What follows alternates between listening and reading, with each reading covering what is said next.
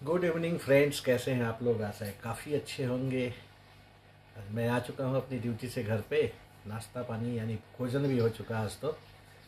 और भोजन के बाद हमेशा की तरह इच्छा हुई कि थोड़ा आपके साथ बैठे गपशप करें।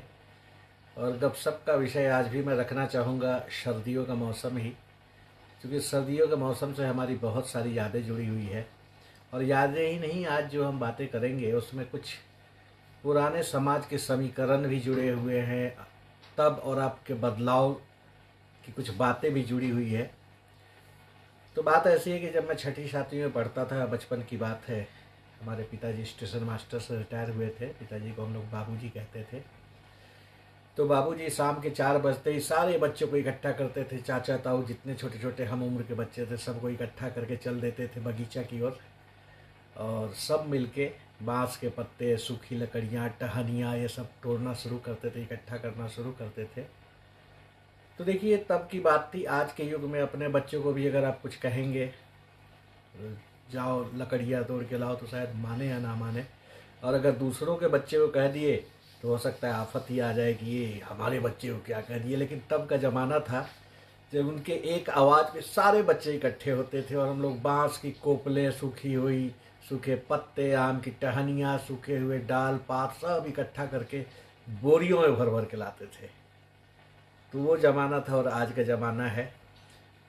तब के ज़माने में कोई किसी के बच्चे को, अपने भाई बंधु के बच्चे को डांट डपट जो भी करता था, किसी को कोई शिकवा शिकायत कुछ तकलीफ नहीं होती थी।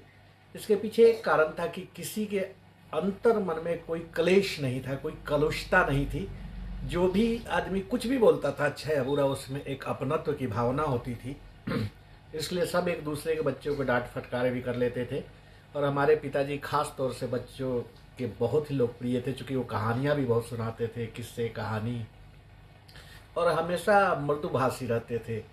मधुर मुस्कान उनके होठों पे हमेशा सजी रहती थी। और कभी भी वो टेंशन में आके किसी पे चिल्लाना, हाथ छोड़ना, ऐसा उनकी उनके प्रवृत्ति में ही नहीं था। तो हम सभी बच्चे, हम लोग, चाचा जी के लड़के, सब लोग इकट्ठा होके उनकी एक आवाज़ पे चलते थे। और वो खुद भी आगे आगे चलते थे और सब मिलके बांस के पत्ते, लकड़ियाँ इकट्ठा करके लाते थे।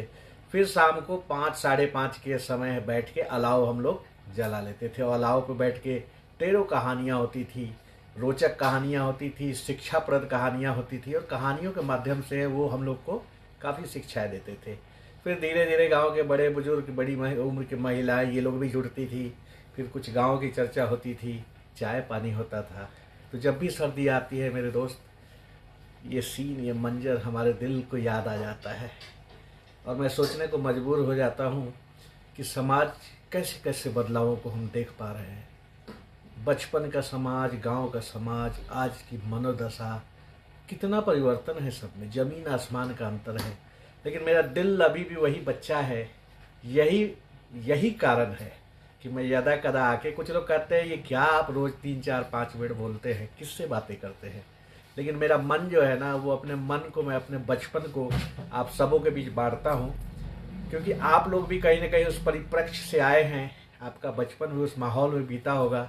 तो हमारी इन बातों के माध्यम से कहीं ना कहीं आप उस दौर में पहुंच जाते होंगे और उस दौर के आनंद का मजा लेते होंगे।